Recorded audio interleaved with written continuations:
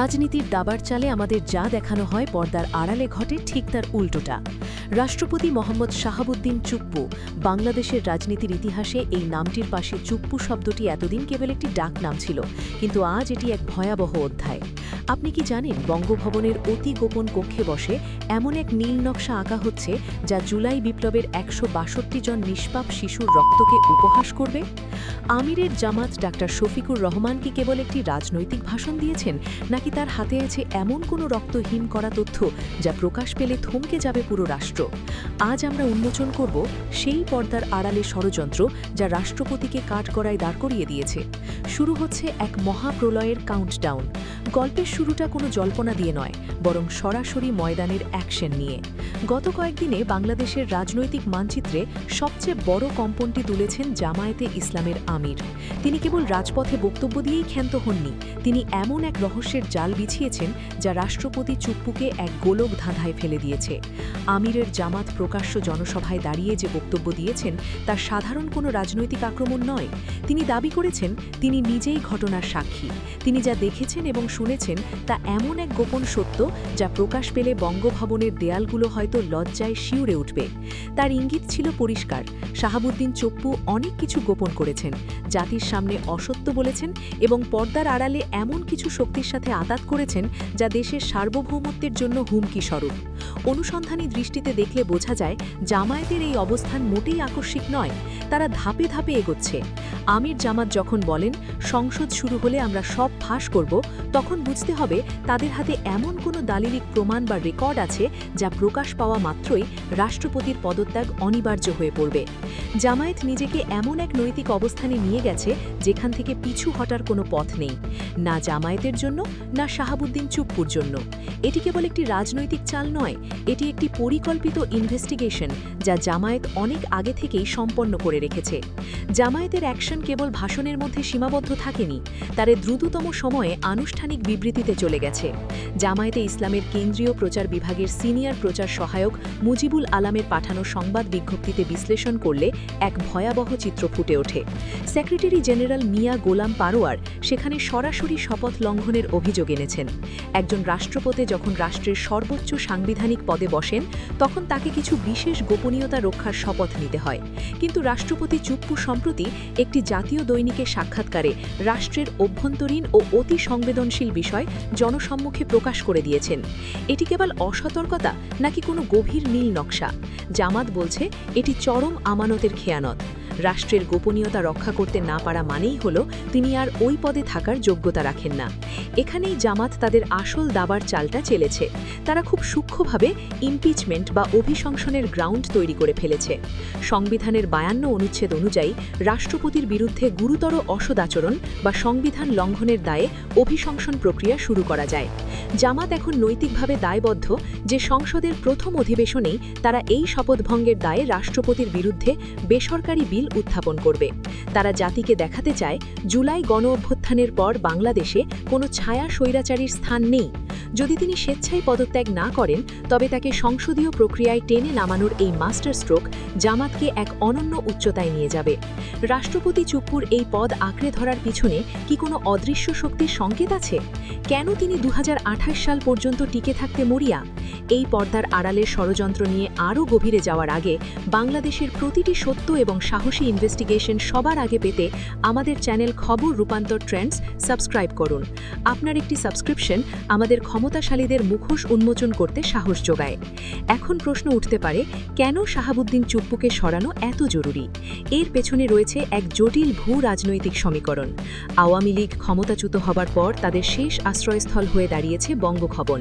Doctor Yunus সরকারের প্রতিটি পদক্ষেপকে আইনি বা সাংবিধানিক মারপ্যাচে আটকে দেওয়ার জন্য চুপ্পু হলেন এক লিভিং টুল বা জীবন্ত হাতিয়ার।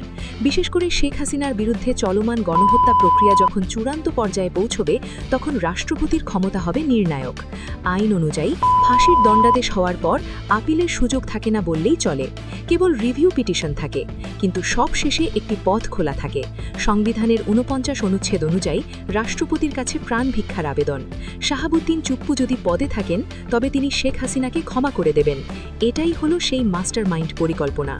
শেখ হাসিনাকে দেশে ফিরিয়ে আনা হবে, গ্রেফতার দেখানো হবে এবং বিচারের নামে একটি নাটক শেষে রাষ্ট্রপতির ক্ষমায় তাকে আবার রাজ্য পুনর্বাসন করা হবে। জামায়াতের নীল নকশা ধরে ফেলেছে তারা জানে চুপ্পুকে সরানো মানে হল আওয়ামী লীগের পুনর্বাসনের শেষ দরজাটি চিরতরে বন্ধ করে দেওয়া। এটি কেবল একজন ব্যক্তিকে সরানো নয়, এটি মূলত দিল্লির প্রেসক্রিপশনে চলা একটি দীর্ঘমেয়াদী চক্রান্তকে ধূলিসাৎ করা। জামাত যদি এই ইমপিচমেন্ট সফল করতে পারে তবে ইতিহাসে তারা হবে সেই দল যারা একজন অযোগ্য এবং শপথ ভঙ্গকারী রাষ্ট্রপতিকে জয় বাংলা করে দিয়েছে।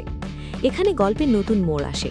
জামাত যখন দাবার চাল দিয়ে ফেলেছে তখন বিএনপির অবস্থান কি? এটি বাংলাদেশের রাজনীতির সবচেয়ে বড় রহস্য। জামাত যদি সংসদে ইমপিচমেন্ট বিল উত্থাপন করে তবে বিএনপিকে একটি পক্ষ নিতেই হবে। যদি বিএনপি এই বিলের সমর্থন না দেয় তবে জনগণের কাছে তাদের ভাবমূর্তি হবে ভারপ্রাপ্ত আওয়ামী লীগ হিসেবে। মানুষ প্রশ্ন তুলবে, বিএনপি কি তবে ভারতের দালাল? এমন একজন মানুষকে নিয়ে বিএনপির এত দরদ কেন? এই প্রশ্নটি বিএনপিকে এক হিম হওয়ার অবস্থার মধ্যে ফেলে দেবে। অন্যদিকে জামাত এই সুযোগে নিজেকে জুলাই প্রজন্মের কাছে আস্থার প্রতীক হিসেবে প্রতিষ্ঠিত করেছে। তারা প্রচার করছে শেখ হাসিনা মুক্ত না থাকলে আওয়ামী লীগ বড়জোর জাতীয় পার্টির সমকক্ষ হবে, তার বেশি নয়। অর্থাৎ চুপ্পুকে সরানো মানে আওয়ামী লীগকে চিরতরে পঙ্গু করে দেওয়া। জামাত এই মাস্টার স্ট্রোকে কেবল আওয়ামী লীগকে নয়, বিএনপিকেও এক কঠিন রাজনৈতিক পরীক্ষার মুখে দাঁড় করিয়ে দিয়েছে।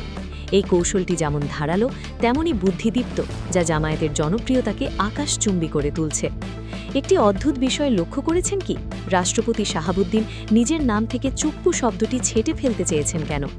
একজন মানুষের ডাকনাম তার শেকড়, তার পরিচয়, কিন্তু যখন কেউ অপরাধ বোধে ভোগে বা নিজের অতীত পরিচয়কে এলিট অবয়বের নিচে ঢেকে ফেলতে চায় তখনই সে নাম বদলের আশ্রয় নেয়। এটি অনেকটা সেই মানুষের মতো যারা বংশপরিচয় লুকিয়ে নামের পিছনে চৌধুরী বা এলিট উপাধি লাগায়, কিন্তু পরিচয় কি কখনো লুকিয়ে রাখা যায়? জামায়াতে ইসলামী ঠিক এই জায়গাটিতেই আঘাত করেছে। তারা বলেছে পরিচয় লুকিয়ে বা নাম বদলে পার পাওয়া যাবে না। 2028 সাল পর্যন্ত বঙ্গভবনে নিশ্চিন্তে বসে থাকার যে রঙিন স্বপ্ন চুপ্পু দেখেছিলেন, জামাতা ভেঙে দিতে বদ্ধপরিকর, কারণ তার পেছনে রয়েছে ভারতের পরিকল্পনা এবং আওয়ামী লীগের এজেন্ডা। জামাত এখন সেই তথ্যের অস্ত্র বের করবে যা হবে রাষ্ট্রপতির জন্য মরণাস্ত্র। আওয়ামী লীগের অনেক নেতাকর্মী যারা পরিস্থিতির চাপে দলত্যাগ করেছেন, তারা এখন দেখছেন যে তাদের আস্থার শেষ স্তম্ভ শাহাবুদ্দিন চুপ্পু নিজেই এখন টলমল।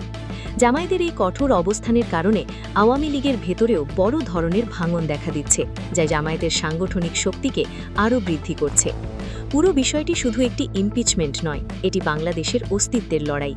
জামাত কেন এই মুহূর্তে এত সকচক? কারণ তারা জানে বাংলাদেশের রাজনীতিতে এখন একটি ভ্যাকিউম বা শূন্যতা বিরাজ করছে। এই শূন্যস্থানে যে দল সাহসের সাথে সত্য বলবে, জনতা তাদের সাথে থাকবে। ইউনুস ফ্যাক্টর এখানে জামাতের জন্য সহায়ক। অন্তর্বর্তীকালীন সরকার যখন রাষ্ট্র সংস্কার করতে চায় তখন চুপ্পুর মতো একজন রাষ্ট্রপতি প্রতিটি পদক্ষেপে বাধা হয়ে দাঁড়ান। জামাতের এই আক্রমণাত্মক অবস্থান আসলে একটি বৃহত্তর বিপ্লবের অংশ। তারা দেখাতে চায় যে 162 জন শিশুসহ যত মানুষকে গণহত্যার শিকার হতে হয়েছে তার বিচার নিশ্চিত করতে তারা কোনো আপস করবে না। শেখ হাসিনা যদি মুক্তি পান এবং রাজনীতিতে ফিরে আসেন তবে বাংলাদেশের স্বাধীনতা আবার ঝুঁকির মুখে পড়বে। তাই চুপ্পু থেকে সরানো মানে কেবল একজন ব্যক্তিকে সরানো নয়, বরং বাংলাদেশের সার্বভৌমত্বকে এক ভয়াবহ বিপদ থেকে রক্ষা করা। জামাত তাদের দাবার চাল দিয়ে ফেলেছে। এখন দেখার বিষয় বঙ্গভবন এবং বিএনপি কিভাবে এই ঝড়ের মোকাবিলা করে। তো বন্ধুরা, আজকের ভিডিও এখানেই শেষ। ভিডিওটা ভালো লাগলে অবশ্যই লাইক দিন। খবর রূপান্তর ট্রেন্ডস চ্যানেলটি সাবস্ক্রাইব করুন আর নিচে কমেন্ট করে জানাবেন আপনার মতামত। আবার দেখা হবে পরের ভিডিওতে। আল্লাহ হাফেজ।